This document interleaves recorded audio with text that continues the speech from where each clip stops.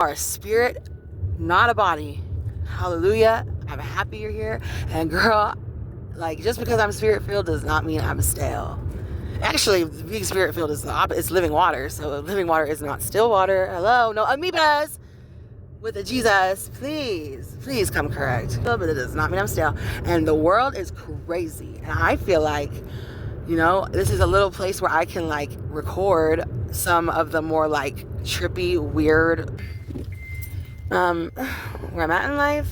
By the way, just in case I sound fragmented and bizarre, it's, you know, I'm going through the rough of it, getting my life detoxed and organized and clean and ascended, lady. And years, no matter how close I've been walking with God these past years of my life, it doesn't, there's always room for improvement, and I'm trying to do better, and it's hard as hell. It's hard to do something different for real. But anyway, so I was just thinking there's a couple things I could real quick document, and maybe you'll be like, whoa, you know, like, it's just odd little quirky stories. You never know what life's gonna bring, right? And you never know what you might see.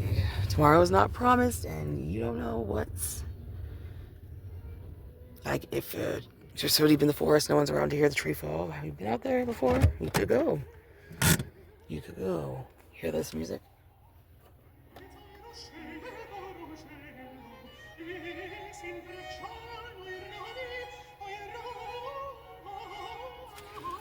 Oh,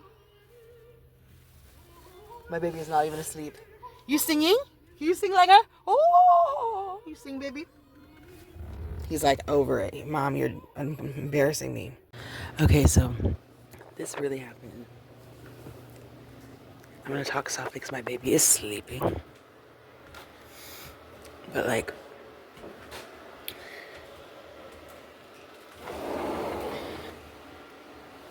okay, one thing is like a story, and then one thing is like a tea spill, I guess, like trippy tea, like someone else's story to tell that's not my own, but I'm telling it because it's like, what the hell, right? Okay, let's do that first because it's kind of light. It's like lighter in a way. I don't know if that's true, really. It's just an easier one to tell, and like less emotionally heavy for me. You'll see. Okay. So I'm not gonna say what town, what state, nothing. I've traveled all over, lived all over.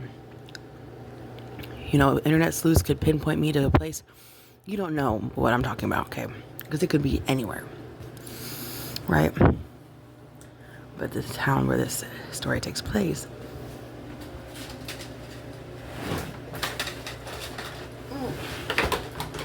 don't want my neighbors to hear me and think I'm a nut job. But okay, so this town I'm very familiar with, and I have a homegirl who's also very familiar with this said town.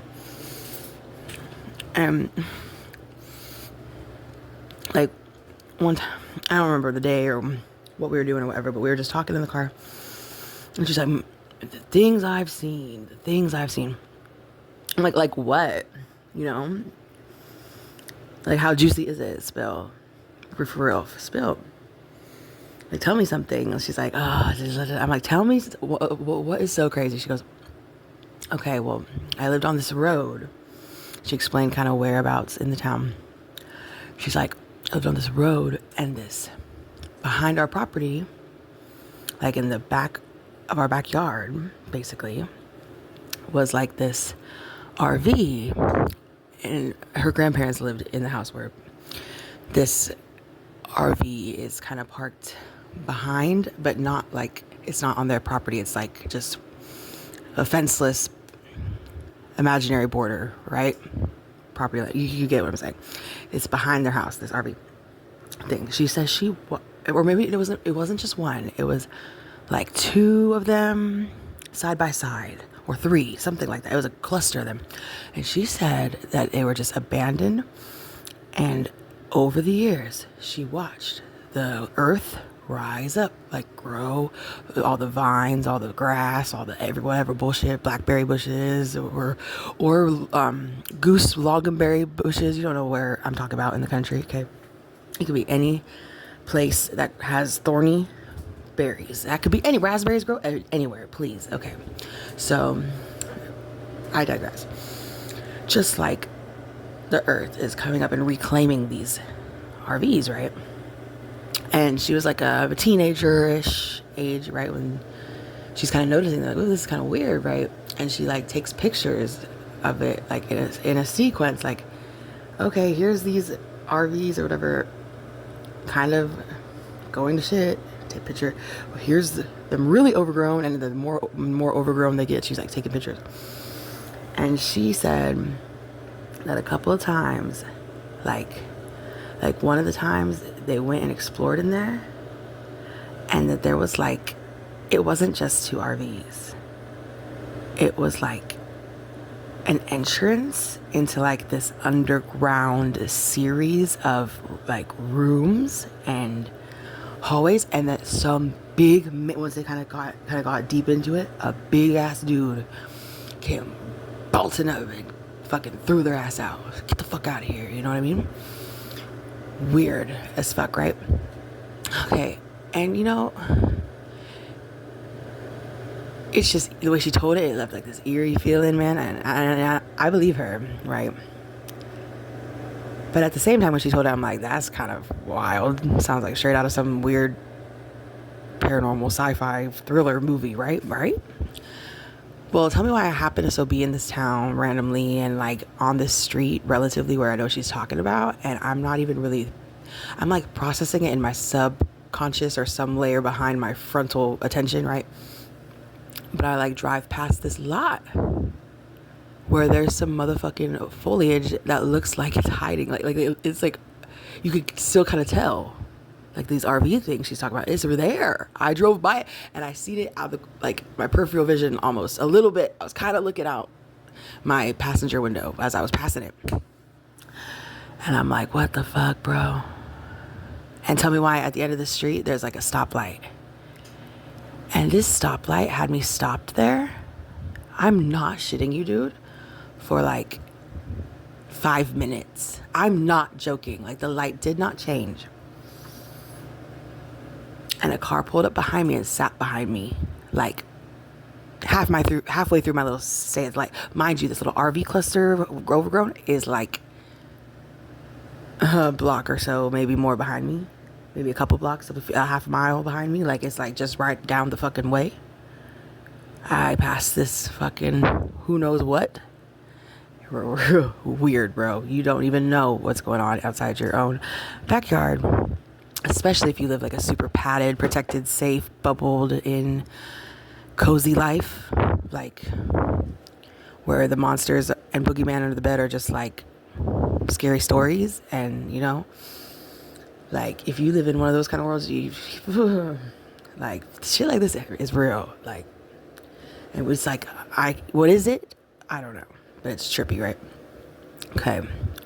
And now this is kind of a different vibe, but I'm just going to throw it in because put out the content, fight the shadow ban. I don't know, but okay, this is probably the weirdest, like most craziest things that ever happened. Surreal. Talk about surrealism. Okay, me and baby's dad years ago, like 10 years ago now, we walk into our old plug's house, right? And her ex-husband is with her. It's like she's got her, it's like this, our friend, her dude was the plug, but her ex, and it was his house, but her ex-husband was with her, and her ex-husband and her dude were hanging out by themselves together, I guess, you know what I'm saying? So anyway, we walk into the house though, and they're there, and the ex-husband, he's like hyped up, he's like, you guys gotta watch this, and pulls up his cell phone, opens up the cell phone. When the video starts, it's him jumping out of his car, right? Because he was riding passenger with, oh boy. They pull up on some wreckage. Now, the details of this are a little bit fuzzy, okay? But you just gotta bear with me here. He's hopping out. And then as we're watching, he's telling me, he's like, yeah, man, I got this all on video because I knew we were pulling up on a bad scene. And I did not want to be liable for any sort of, I wanted everything to be documented, like, but for my like liability purposes, but I knew I needed to help these people because these cars were like about to go up in flames. It was a bad wreck. And it's like, it was like a girl and her boyfriend, husband, baby dad, something. They were young. They were like in their 20s. Racing or some shit. I don't really know. And I don't, like, was it two cars or the car split in half or something, right? But the girl and the guy were separated, right? And the girl's like, he comes up on her, he gets her door open, and he's like filming her as he's trying to like wake her up and like get her unbuckled to pull her out of this car, because the car is about to like explode essentially, because it's a mangled mess. But he's like waking her up, he's like, sweetheart, and like, good, he must have had an iPhone or something. The quality was crystal clear. An audio file would approve. Like, it was it was like cinematic quality. It's so intense. Like, okay, he's like, sweetheart, wake up, we gotta get you out of here. The girl's like, almost like it's so crazy. Like, it's like she's acting, like she's faking it, like just the way she's like, what, like coming to like all groggy and like totally just out of it, doesn't know where she's at, who, what, when, where, place, time, and space, what. It's like she's out of it. She's like, where the fuck am I? It's just like coming to, and he's like, honey, we gotta go. And then she starts like mentioning, she's like, the boyfriend, and I keep, dude, this is so traumatic. Like, and this is just on his fucking cell phone, and it's him, and I could see the clothes he's wearing are like the clothes, like the little, when you get a little shot of his shoe and his pant leg, and his arm, it's like he's in the same getup that he's in this video, like right now. Like, this is legitimate. And he's like, he goes, sweetheart, he's gone. It like, he holds his phone up to the other half of the wreckage, and it's boom, in flames. It wasn't when he ran up on it, right? It's like tall, sky high flames. He goes, honey, he's gone. We gotta get you out of here. And she's like, what? No. And like the realization that the love of her life, or whoever this, her, probably one of her most beloved people, is gone. You're witnessing the shock and that horrific revelation. You're witnessing it. And he's like, we don't have time. We gotta get you out.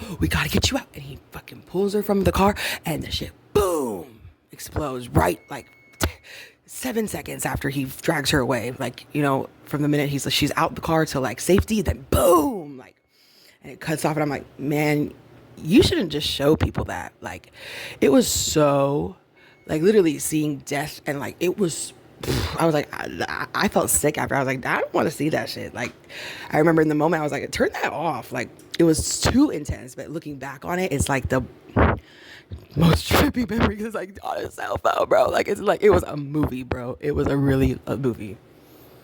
Isn't that crazy, dude? Like, what the fuck is life even about?